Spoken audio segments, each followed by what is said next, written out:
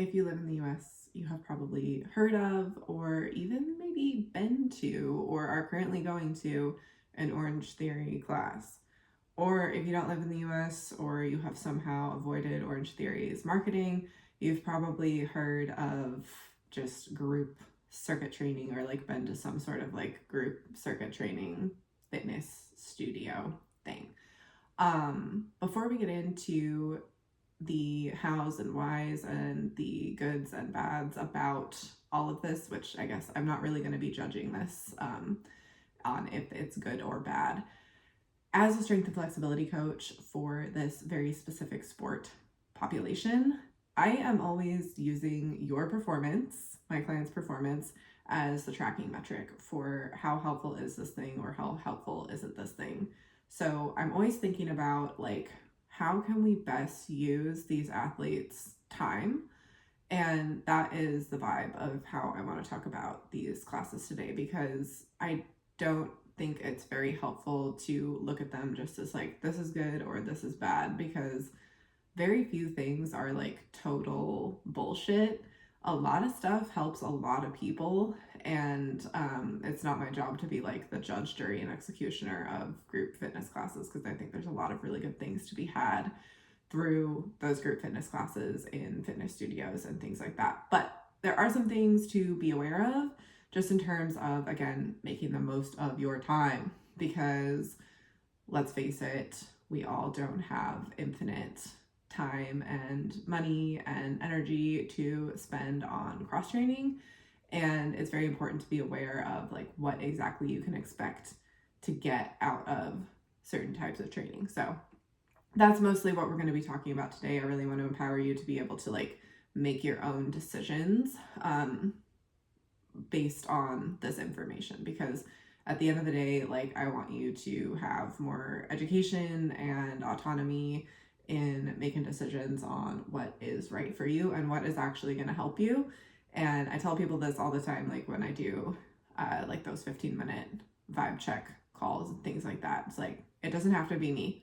Like, I might not be the best coach for like where you're at in your training and your career right now, and that is 100% okay. Like I said, lots of things help lots of people with lots of different things. So I just want to illuminate some of the potential benefits and detriments of going to classes like this so that you can make your own decision. I also am going to go down a slight rabbit hole, giving you a little bit more details about some of the rib cage stuff that I've been talking about on Instagram. I posted a reel, I think last week. If you're listening to this, it is January 24th now. So a whole week ago now at this point, I posted a reel on Instagram about making training adjustments for your ribcage shape. And y'all had a lot of like light bulb moments and revelations and questions and things like that. And I want to dive just a little bit deeper into it, because it seems like this is something potentially that y'all need a little bit more info on. So we're going to chat about that in just a second. But I also want to remind you that if you've had your eye on upcoming programs with me, things are really starting to get rolling with one. There is a new training cycle beginning in the training club membership on February 1st. So this is the membership where you can choose from a bunch of different programs. We have now 5 different tracks to pick from in the training club membership, and you get to kind of either just follow whatever track feels most appropriate for your goals, or you can kind of like mix and match. There's a lot of people that mix and match in there. And we do a whole bunch of other like really cool live events and group check-ins and things like that. And the membership is truly the shit. So if you haven't at least like checked that out, I'm going to link the link for that in the show notes as well, so that you can just see what it's all about and see if that is the right thing for where you are at right now. Also, I am opening up the intensive for applications on March 3rd. So if you have had your eye on that in the past rounds, it is happening again in March. So those applications are going to open up to the interest list on March 3rd. make sure that you are on the interest list. It is a different interest list than previous rounds. So if you've been on the interest list for rounds in 2024, 2023, there's a new interest list for this particular round. So make sure that you are on that interest list so you get all the info to your inbox.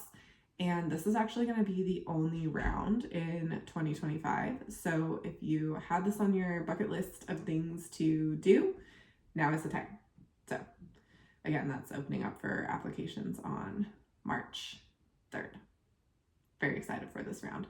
I do things a little bit differently every round, just depending on, change with the times and who's in there and things like that. So one of the things that I'm going to be implementing this round is a little bit more dedicated time to talk about technique. So we're going to have little meetings once a week, recorded, of course, as always, just to hone in on your form and techniques and get you that FaceTime with the coach to hone in on some of that stuff a little bit more. And as always, we'll have the small group contortion classes or the one-on-one contortion sessions, depending on what tier you sign up for. There's a lot of cool stuff that's going to be going on this round, and this thing kind of like evolves depending on external and internal factors both. So I'm very excited for this particular cycle. And I know I've had conversations with a lot of y'all already about who exactly this is for, but just a heads up, this is for advanced athletes only. So you do need to have lifting and flexibility training experience, and you do need to be out of your first year of training your sport. So this is for reasons for you mostly, so that you get the most out of it. And if it's your first year learning your sport, I just don't want to get in the way of that.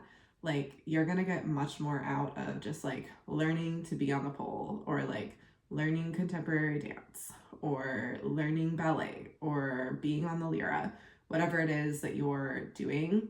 That first year is really just time to develop that skill. And something like this, that is very much me in your face, me making a lot of training adjustments for you and giving you a very, very, very specific program for your individual body and needs. It's just not for everybody, and it's not for where everybody is potentially at. So just want to point that out before you go down that rabbit hole of looking into it. So anyway, okay, let's dive into the ribcage stuff first before we get to talking about the OrangeTheory classes. So with this ribcage assessment, here's the basic vibes. Different infrasternal angles. So the bottom of your ribs, not the floating ribs, but the very bottom of your ribs. And if you're watching this on video, you can see on the screen where exactly you need to be looking. That dictates how your rib cage is compressed. So depending on if you have a wide or a narrow infrasternal angle, we're getting different compression at different points on the rib cage. So if you're a little bit narrower, you're a little bit more compressed from the side bodies. And if you're a little bit wider, or a lot bit wider, you're getting more compressed front to back. So let's just think about this for a second. If you have a wide infrasternal angle and you're getting compressed front to back, so like I always imagine this like the person is standing in like a narrow hallway, like with your face to the wall and your back to the wall. Where are you gonna prefer to side bend from? Or where, I just gave it away. Where are you gonna prefer to bend from? Side to side, right? Because that's really the only space that there is to go. And that's like the movement pattern that your individual morphology has retrained and biased throughout your life, probably. The other thing that tends to happen with wide rib cages too is not just the side bending, but also like very, very obvious rib flare. Like everybody has a little bit of rib flare, but you really see it with the wide infrasternal angles just because those bottom ribs are just shaped a little bit differently than they are with the narrow angle. And sometimes this gets misdiagnosed as like hypermobile ribs when really it's just like the shape and movement bias of your ribs. So if you do tend to bias ribs out and movement side to side, and you have that wide infrasternal angle, your mission as far as like movement quality overall is to get a little bit more compression side to side and a little bit more expansion front to back. So I love the side bends on the 45-degree hyperextension for this because we're side bending, but we're getting that loaded lengthening input into the side bodies. So we're getting a lot of strengthening in that side extended position. As well as, you can do that with dumbbells, standing, really anything side bending and strengthening in the lengthened position. But then also, we want that compression side to side. So things like side planks are helpful, rows that bias the serratus anterior so we can get that compression side to side. And then we want that expansion, that spinal flexion and extension is going to be a little bit harder to train for wide angle folks. So you might have to just be a little bit more mindful and intentional with how much you're training spinal flexion and extension. And you can also do a lot of like breath work techniques and things like that to expand front to back, usually focusing on the back body and expanding through there. So something that I like to use for myself and for my clients with wide infrasternal angles is getting them on the decline bench, because then you barely have to think about like breathing technique and all of that, because your ribs are like gonna fill up with air from the top to the bottom if you're upside down, because it's the same as how when you like fill a glass of water, the water fills up from the bottom to the top, and like you can kind of manipulate the shape of the glass to bias where the water is going to go first. So if we get us on a decline, then we're going to be filling up and expanding with air in between the scaps, like in that thoracic spine area. And I'll usually just give clients the cue of like focus on inhaling when you're on your way down and exhaling on the way up, just because that is how you would be breathing for the bench press. But it just like makes sure that they are getting those breaths in when they're in that position, and this can help us. It's not for necessarily pec strength, because again, we don't want to be compressing from that way. It's more about the breathing, but we're also we're just checking the box of getting a horizontal push movement in, because you would want that anyway in a well-rounded program, but it's just a good opportunity to get that in. Narrow folks, we're a little bit different. We're focusing a little bit more intentionally on the side bending aspect. So this is where things get like kind of weird, because you can still use things like the side bending on the 45-degree hyper to just encourage and dynamically stretch side bending. So it's one of those things where it's like everything helps everybody. It's just like how you use it and like what you know about your body and your individual morphologies. So that can definitely still be helpful for narrow people, but we are going to be focused more on the compression from front to back, because these people are not trapped in the narrow hallway. These people are trapped like in the narrow hallway, I guess, the other way, where they're going to bias moving on the sagittal plane front to back. And it's really hard for these people to stick their ribs out, whether that's like how you would need to be sticking them out for a back bend or moving side to side. So we do need to just focus on things like a basic side stretch and or dynamic stretching in the gym while we compress from front to back. And so then programming rows for these people is a little bit different than programming rows for the wide infrasternal angle folks, because we want to be a little bit more focused on strengthening and compressing through the rhomboids from the back versus strengthening and compressing from the serratus on the side bodies. So you just switch the row variation a little bit and the intention of it based on like how you're trying to work with your morphology. So very cool. That is that. And as far as the measuring, a lot of people were asking, like, how do I know which one I am? And you can measure, like, if you have the means, like an app on your phone, or the things that that physios use to measure, um, protractors and things like that. You can measure your angle, and the general recommendation is that around 100 degrees is the wide angle. If you're over that, if you're under 100 degrees, then you're a narrow angle. So you can measure it, but honestly, I get more out of just like assessing movement and assessing like which direction the ribs are facing. So if your bottom, remember, not the floating ribs, just the bottom ribs, are facing down, pointing down, you're narrow. If they're pointing out to the sides, you're wide. If you tend to bias and you notice like the ribs, flying across the other side of the room when you side bend, probably more of a wide infrasternal angle side bending bias versus the narrow infrasternal angle sagittal plane bending bias. So I usually get a lot more out of just looking at it than measuring, because just human error in taking these pictures and doing these measurements is very high, and we're not going to be using the rib cage statically anyway. We're going to be using this information to move dynamically, so that's how we'd want to assess it. On to the juicy stuff about these OrangeTheory classes.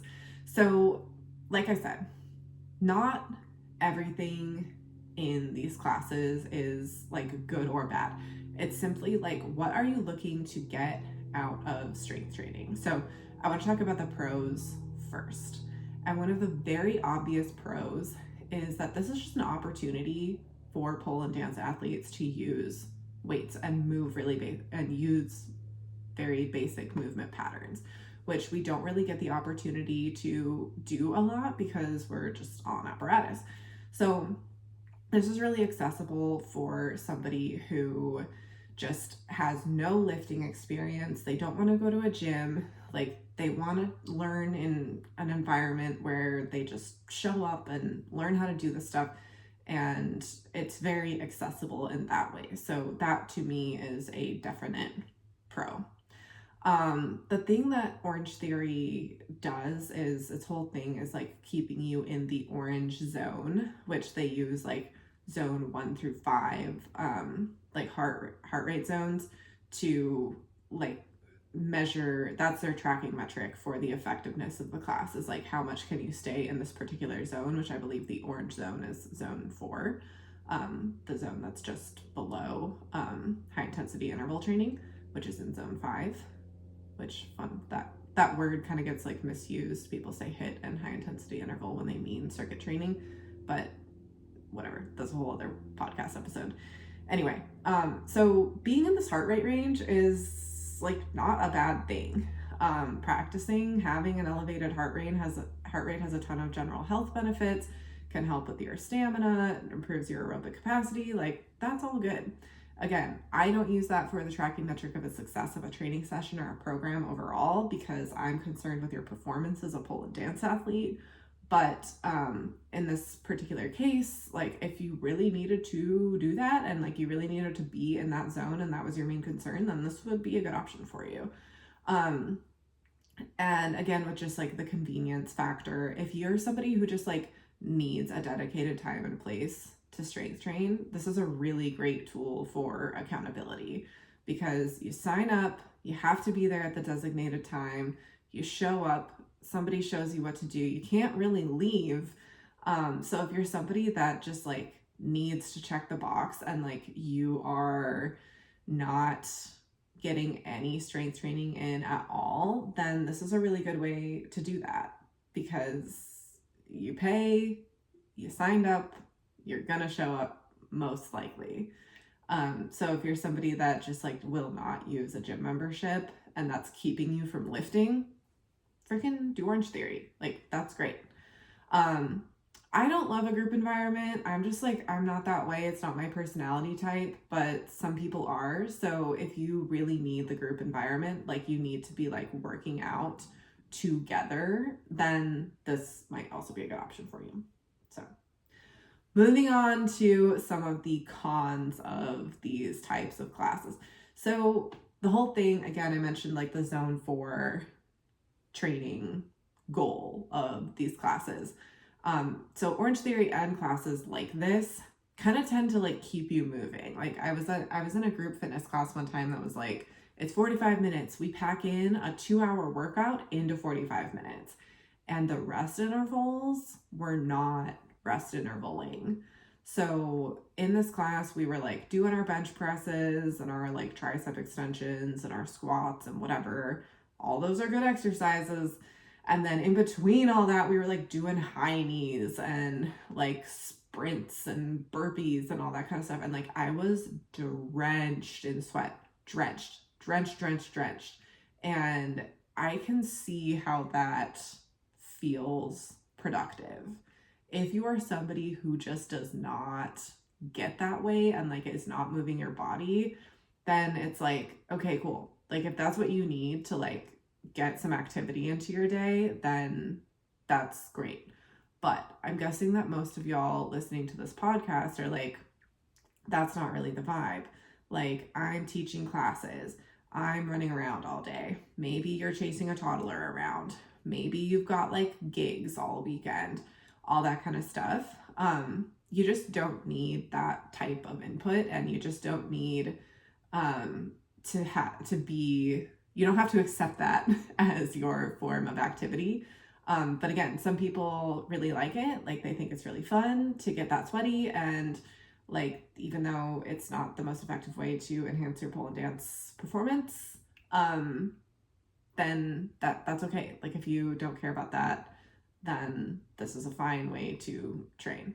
I'm talking like very softly around all of this stuff because again, I really don't want you to take away from this that like this is all bad. So I'm just trying to like keep very open language about how I talk about this, because I don't love it when coaches just like shit on other forms of training and things like that. I don't think that's helpful. So I'm trying to be very unbiased in the way I'm presenting this information. So, but here's the thing about the inadequate rest intervals is that when you are training for strength in a tissue group, like you need to be recovered enough to have proper input and get to proper intensities that are actually going to make strength changes in the tissues. And when you're doing jumping jacks and stuff in between your sets, you just can't get there.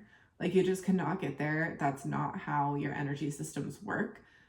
You're typically working in what's called the glycolytic system when you are training for strength in a specific tissue group. And your glycolytic system runs for like a minute and then it's done.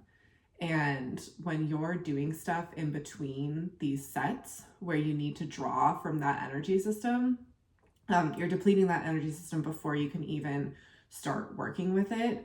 So you're not going to be able to get adequate input into the tissues because you're already going to be essentially just tired. So when you get the shakes after a class like that, it is because your glycolytic system is depleted and you need carbs and sugar to replace the detriment. And that's not always necessarily a good thing because it means that you weren't taking enough rest in between sets that require you to draw from the glycolytic energy system, and that your strength training was more or less pretty ineffective if you're feeling that way after training. If you can get there just from doing like sets of lunges, like sick, that's different. But if you're just like tiring yourself out before attempting to draw from the glycolytic energy system, then it's like what you're doing probably was just like, you probably got more out of the jumping jacks than the actual strength training. So one of the other things that I notice about these classes is that it's very tough to manage training load for specific muscle groups. And if you're an athlete, you are needing to use specific muscle groups on a very specific basis. And one of the things that I love about the training club is that everyone is doing their strength and flexibility sessions on their own time. So there's time to like jump in the group chat and ask, like, I have a gig this weekend on Lyra, like, should I ditch out on my lat pull downs that I'm supposed to be doing on Friday? And we can like give input, me and the group, and be like, what types of things are you doing on Lyra? Like, what's the deal? I've had success doing somebody might say, like, I've had success just like going all out with the lat pull downs and then being on Lyra, and no problem. Like, it wasn't the straw that broke the camel's back, which, we see that a lot. Like, one thing isn't going to be the thing.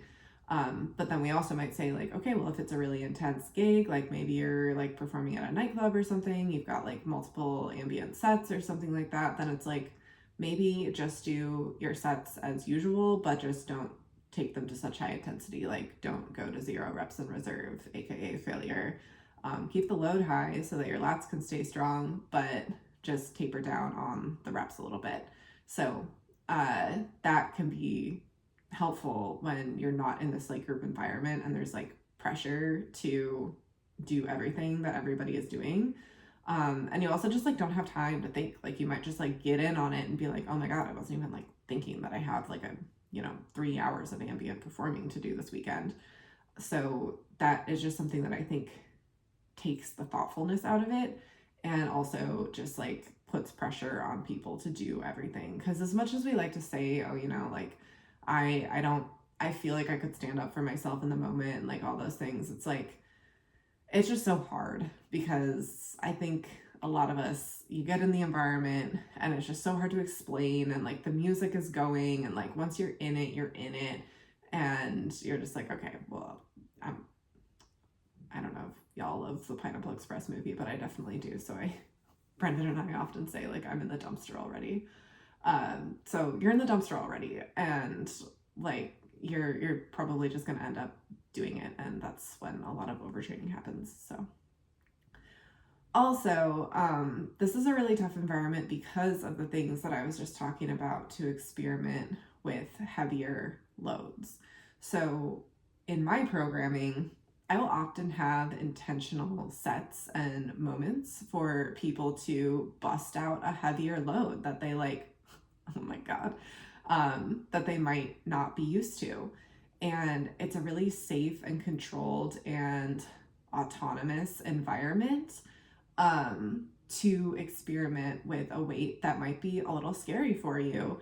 And when you're in these group fitness training environments, it's like you can't really like take a set to be like, I'm gonna try the 35s for my overhead presses, and like knowing that this is supposed to be a bigger, grindier, scarier set, so I'm actually going to taper down in load.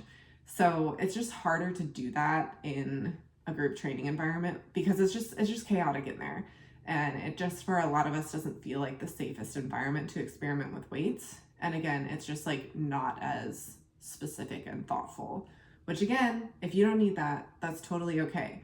But it just is one of the detriments of not having like a specific training plan and specific moments to do this. Last thing I'll say as far as the cons is the use of plyos for like those filler workouts that I was talking, or intervals that I was talking about. That like a lot of times those rest intervals where you're doing jumping jacks and high knees and burpees and all that, a lot of times we'll see box jumps and like other plyometric exercises as the filler. And it's like, oh no, this is such a good opportunity for movement artists to practice moving explosively, like when these exercises are used in an isolated fashion. But when they're used for a rest interval, it's just like building off of you're already depleting your glycolytic system in the strength training interval and your sets. And then that's supposed to be time to re-up. You need to give it a minute to reset. Like your body will reset after just like a minute or so, but you need to actually do that. And it just sucks that like we're not going into these exercises fresher, and that we're using them to actually decrease the quality of the next exercise. So again, one of the main things that I notice with this as far as the cons is like not being able to intentionally adjust sets and reps to manage training loads for specific muscle groups, because this is actually what makes a training program specific to pole and dance and movement artists, is the ability to do this. It's not specific exercises, it's the ability to intelligently adjust your training load so that you have the energy and the neural drive to do a specific sport in that week. So that's one of the main problems that I see with this. And if that's something that you are looking for and really need, this might not be the best option for you. However, the main benefit that sticks out to me is the opportunity to use weights. Pole and dance athletes are what I call chronically underloaded. And this has a whole, sociological structure behind it that, a lot of us are not straight white cisgendered men. And those people tend to get more high priority access to strength training. And we are a community of people that are made up of mostly not that. So environments for strength training for us are just not as widely offered and not as widely prioritized because just a lot of the messaging around it is that the stuff that we do doesn't require it. And also I'm going to get, very social political for a second. There's this underlying message that we don't need to be strong. So anyway, that's that. I'm going to step down off the soapbox on that for a second. But the thing with being chronically underloaded is just this particular community just doesn't have as high of access to weights. And like I said before, if this is the only environment that you can see yourself using weights, fucking do it. 100 fucking %. Go get in there. Never ever work with me. Never ever work with the coach.